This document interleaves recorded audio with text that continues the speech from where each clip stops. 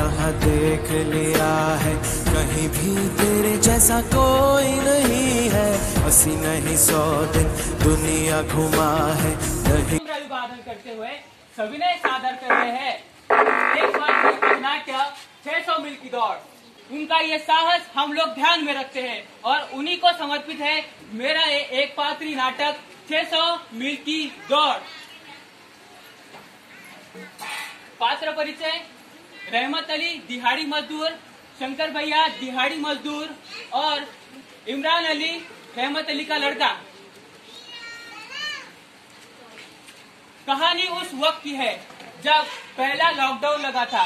पहले लॉकडाउन के एक दिन पहले जब यह सूचना आई गवर्नमेंट की तरफ से कि कल से लॉकडाउन लगेगा और कल से सभी लोग अपने घर में ही रहेंगे, घर से कोई बाहर नहीं निकलेगा। उस घर से बाहर न निकलने के फरमान से कुछ लोगों की बीमारियों की वजह से तो जान बच गई, लेकिन कुछ लोगों की एक ऐसी बीमारी की वजह से जान गई जो आज तक चली आ रही है, जिसका नाम है भूखमरी।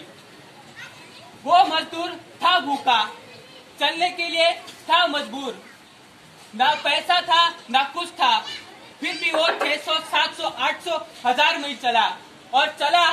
कुछ लोगों की उसने जान भी गंवाई। जैसे तैसे घर पहुंचा और घर पहुंचते ही फिर उसके यह ध्यान में आया कि अब यहाँ से क्या। तो सुनिए उन्हीं की कहानी, उन्हीं की जबानी, 600 मील की दौड़। और भाई शंकर भैया क्या हाल है? कुछ नहीं रहमत अली भैया, बस ठीक ठाक है। अपना काम तो यही है, रेत उठाना, ईंटें उठाना, लोगों के लिए घर बनवाना, सुविधाएं करना। हाँ भैया, अपना तो यही काम है। कहते हैं कि ऊपर वाला जिससे जो काम देता है उसे वही काम करना चाहिए, वही काम उसकी बरकत होती है।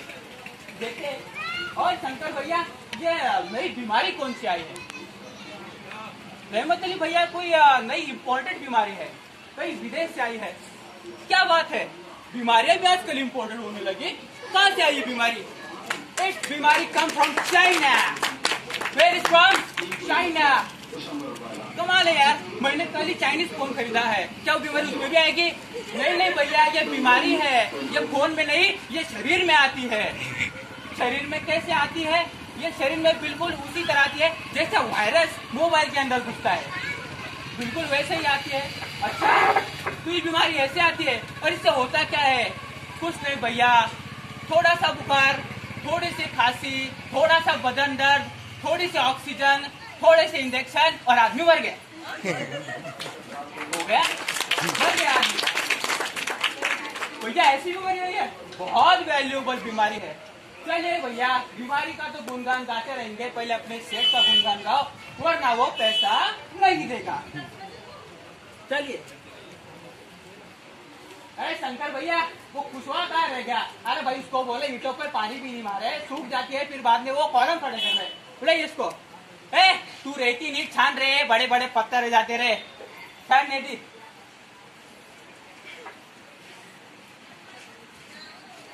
शंकर भैया, ये तो खुशवा है ना, ये ऐसे क्यों काटे आ रहे जैसे इसके पीछे कोई कुत्ता लगाओ? ए कुशवाहा, अरे भैया कहाँ हुई दो? कहीं तक दौड़ते आ रहा है तू?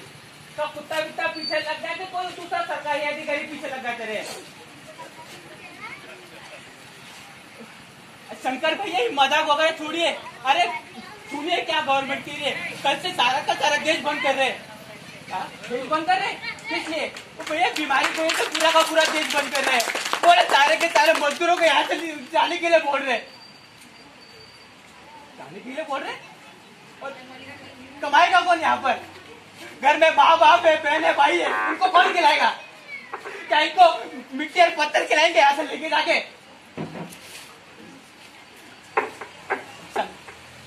भैया आप शांत हो जाइए, आप मेरे साथ सहगल साहब के बात चलिए, कुछ ना कुछ तो निकलेगा उनके पास समाधान इस चीज का।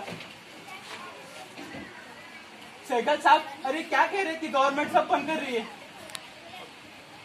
गवर्नमेंट सब सही कह रही है, कल से आप लोगों का सारा काम बंद हो रहा है। आप लोगों को यहाँ से कल सुबह के या फिर आप जैसे चाहे निकल जाइए, यहाँ पर तो कोई काम नहीं होगा। और अगर आपको कुछ इस बीमारी की वजह से आपकी जान जाती है तो इसकी जिम्मेदारी हम नहीं लेंगे, आपका शरीर भी आपके घर पर पहुंचेगा कि नहीं, ये जिम्मेदारी भी नहीं लेंगे। मेरी आपसे विनती है कि हम आपको कुछ 1500 ज्यादा दे देंगे, आप ये लीजिए और अपने अपने गांव की तरफ चले जाइए। चले जाइए, 1500 लीजिए और चले जाइए। अरे इंसान की जान की भूख की जय दीमा दे, 1500 लीजिए, चले जाइए।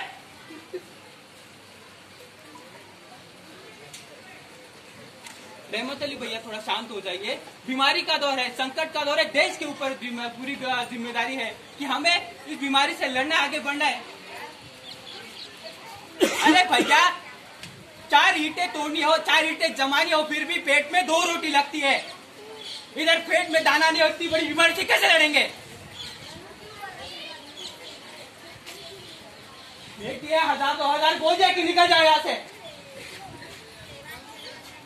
15 साल का था, यहाँ पर आया था, बहुत सपने देखे थे इन बंबई की बड़ी बड़ी बिल्डिंगों पर देखने के लिए, कि देखा करता था कि मेरा फ्लैट वहां होगा, मेरा घर वहां होगा, मेरा बच्चा पढ़ेगा, आगे बढ़ेगा। क्या कर रहा है मेरा बच्चा? छोटे छोटे पत्थर हथौड़े से तोड़ रहा है। छोड़िए, बोलकर भी कोई फायदा नहीं है, निकलते हैं अपने अपने गांव। चलिए लीजिए कॉन्ट्रैक्टर साहब, आप मजदूर है, आपकी वजह से हमारा काम चलता है।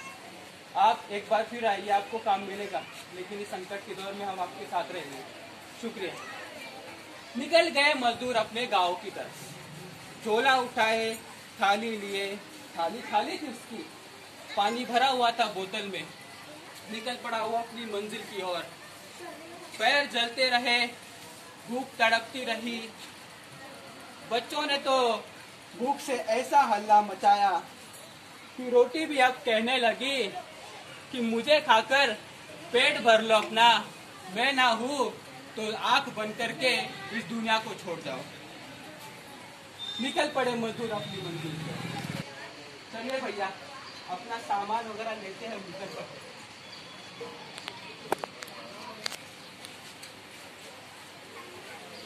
ओ शंकर भैया, क्या सोचा क्या है?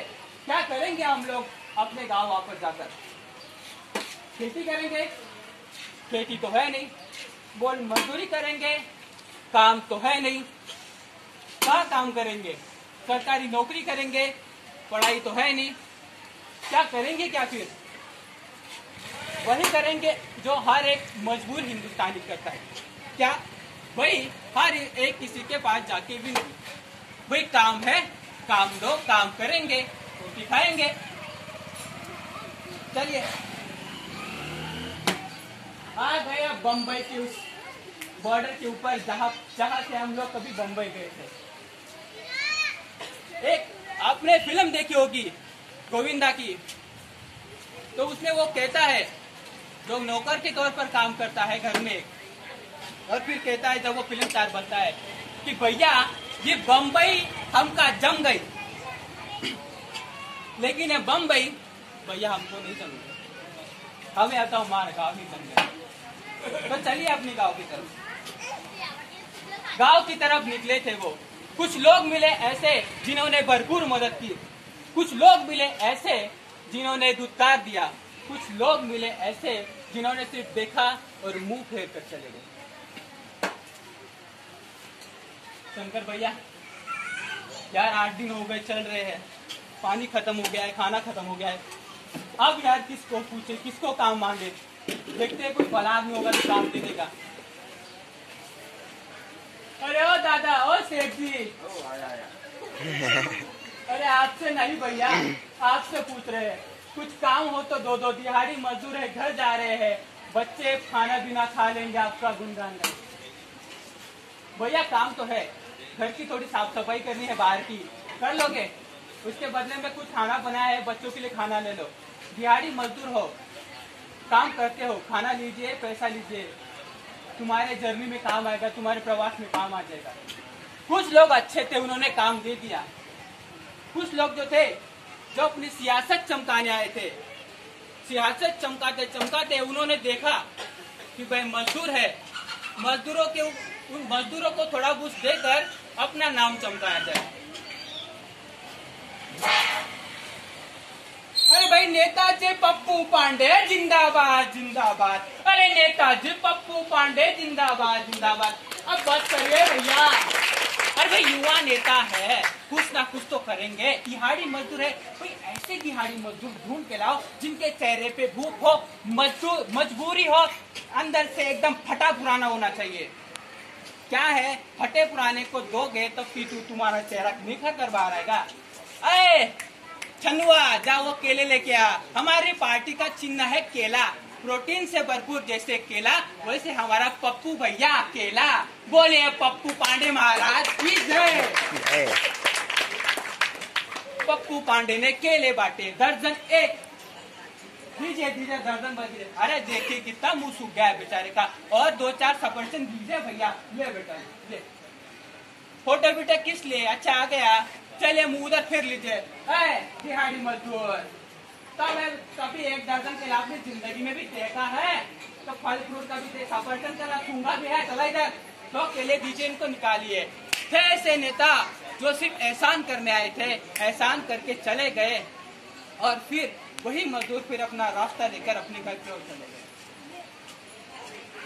फिर कुछ लोग मिले ऐसे जिन्होंने उनके लिए कुछ करना चाहा लेकिन कुछ कर नहीं पाए, क्योंकि बीमारियों की रिस्ट्रिक्शन थी, घर में रहना था, रह गए घर में। दिन बीत गए, 1 महीना रह गए थे कुछ सफर बाकी, जब घर था आसपास, तब घर के पास जाकर खाना खत्म, रोजगार खत्म, पैसे खत्म, एक जगह पर उन्होंने अपना डेरा जमाया। घर था बिल्कुल सामने, फिर भी नजर न आता, पेट था खाली, रोटी मांगता। बड़ा तो सहले अपनी भूख को, बच्चे रोते बिलबिलाते। यह देखे उनकी ऐसी फूटी किस्मत, तो आदमी तो आदमी क्या, पत्थर भी अपने आंसू बहाते। शंकर भैया यार, भूख तो बच्चों को बहुत लगी है, खाना भी कुछ नहीं है, बच्चों को खिलाएंगे क्या करेंगे? खाना तो कुछ भी नहीं है, एक तो ये पूरा का पूरा बाहर का एरिया, कुछ है भी नहीं यहाँ पर किसी को मांगने के लिए, क्या करें? हिम्मत अली भैया, आपके पिताजी का, आपको पता है आपके पिताजी गाना गाकर लोगों को एकदम मंत्रमुग्ध कर रहे थे। कौन? एहसान अली जी, मुरब्बा, हाँ कर रहे थे। तो खाना गाइए, खाना अपने आप भूल जाएंगे बच्चे। देखते हैं कोई होता है कि एहसान अली थे राज कपूर के बड़े फैन, वो गाते थे राज कपूर के गाने और जिंदगी चलाने का जरिया। ओ दिल का हाल सुने दिल वाला, दिल का हाल सुने दिल वाला, सीधी सी बात ना मिर्च मसाला, क्या रहेगा कहने वाला, दिल की बात सुने दिल वाला। ओ बच्चों, भूखे हो? हम भी भूखे हैं भैया। खाना तो नहीं है, लेकिन खाने के अलावा रसदार मजेदार गाना है और कहानी है, सुनोगे? जो कहानी की रोटी है वो तुम गाने के रस्से वाली सब्जी के साथ खाओ, ऐसी भूख भागेगी, ऐसी भूख भागेगी कि सारा नजर ही नहीं आएगी, वो बिल्कुल नजर नहीं आएगी। एक था वो मंजर जब मेरे पिताजी मुझे कहानी बताए। उस बीमारी का नाम था, जो बीमारी सालों पहले आई थी, इसी बीमारी की तरह था ना उसका, जो चूहे से फैलती थी। क्या थी उस बीमारी का नाम? प्लेग। ऐसी बीमारी थी जो कोरोना से भी खतरनाक थी, चूहे से फैली, आदमी में गई और आदमी ऊपर। देखो कैसी कैसी बीमारियां होती है। मेरे पिताजी थे बड़े होशियार, देख संकट का द्वार उन्होंने कर लिया, 2 महीने के राशन का इंतजाम और भर लिया अपने घर बार। कहते हैं जो भी आप संकट को देखे तो सबसे पहले अपने घर में राशन भर ले, क्योंकि यही एक जरिया होता है, क्योंकि बाकी सब तो आपको मिल जाएगा, लेकिन खाना पीना आपको सबसे कठिन दौर में मिलना बहुत मुश्किल होता है। कहा था उन्होंने कि संकट के दौर में कभी भी किसी को अकेला मत छोड़ो। सरकार ऐसी है, देश ऐसा है कि हर किसी तक नहीं पहुंच पाते, लेकिन इंसान ऐसा है जो हर एक किसी के पास पहुंच जाता है। मानो मोहल्ले में 4 घर है, 4 घरों में 4 घर है, 4 घरों में एक घर में 10-10 रोटियां पकती है, लेकिन किसी एक घर में 1-2 रोटी पकती है। तो उन 4 घरों से जहाँ ज्यादा रोटियां पकती वहां से घर तक पहुंच जाती है, लेकिन सरकार हर एक किसी तक नहीं पहुंच पाती। जहाँ तक पहुंचती है वो मदद ले, सामने वाले को मदद करे, यही हमारा मोटो है। यह कहना बहुत भाया। बच्चों को जब कहानी सुनाई, बच्चों को गाना सुनाया, बच्चे सो गए, भूख रह गए। कहते हैं पेट अगर अशांत हो तो बच्चा कैसे शांत रहे। बुरे वक्त की एक अच्छी बात होती है कि वो बीत जाता है, और अच्छे वक्त की एक बुरी बात होती है कि वो भी बीत जाता है। तो आज बुरा वक्त है तो वो एक दिन बीत जाएगा, कल और अच्छा वक्त आएगा जब सब कमाएंगे, सब खाएंगे और सभी अपने अपने कामों पर लौट आएंगे।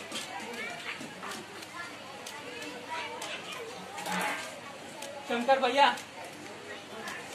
आप गाँव तो आ गए, माँ बाप सामने है, क्या कमाएंगे, क्या खाएंगे, क्या? गवर्नमेंट बोल रही है राशन तो देगी 35 किलो हर किसी के लिए, लेकिन 35 किलो में महीने का कैसे होगा? बाकी चीजें भी तो होती है, लाइट बिल है, ये चीज वो चीजें हैं, कैसे करेंगे? तभी गांव में एक सूचना आई, दवंडी पीटी गई। क्या थी दवंडी? सुनिए, सुनो भाई सुनो, जितने भी कोई गांव में मजदूर है, दिहाड़ी मजदूर है, जो बाहर से काम करके लौटे हैं, वो ग्राम पंचायत की सभा में आ जाए। कल से पूरे गांव में सैनिटाइजिंग और स्वच्छता का चल रहा है काम, मिलेगा थोड़ा सा दाम, मिल जाएगा राशन, महीने को तुम लो था। गवर्नमेंट चाहे थोड़ी भूली थोड़ी रही, लेकिन आपके द्वार तक पहुंच ही गई। मिल गया मजदूर को काम। संकट का देखो तो हमेशा ये लगाओ दाम कि जिंदगी है सबसे ज्यादा। नाटक मेरा कैसा लगा आप मुझे जरूर बताइए, और आप लोगों ने मेरा नाटक देखा, बहुत बहुत शुक्रिया। वैसे दिहाड़ी मजदूरों के ऊपर तो बहुत कुछ कहा जा सकता है, लेकिन जो उन पे बीती वो हम नहीं सोच सकते। मैंने खुद देखा कि हमने उनके ऊपर क्या बीती है। चलो हम तो घर में थे, हमारी नौकरी थी, हमें थोड़े बहुत करना पैसे मिल रहे थे, लेकिन उनको बिल्कुल भी पैसे नहीं मिले। तो उन्हीं को हम डेडिकेट करते हैं आज का ये नाटक, और आज का ये नाटक यहीं पर मैं संपन्न करता हूँ। और आज सभी देशवासियों को, मेरे विद्यार्थियों को और सारे मेरे गाँव एरिया के लोगों को इंडिपेंडेंस डे की बहुत बहुत शुभकामनाएं देता हूँ। जय हिंद, जय भारत।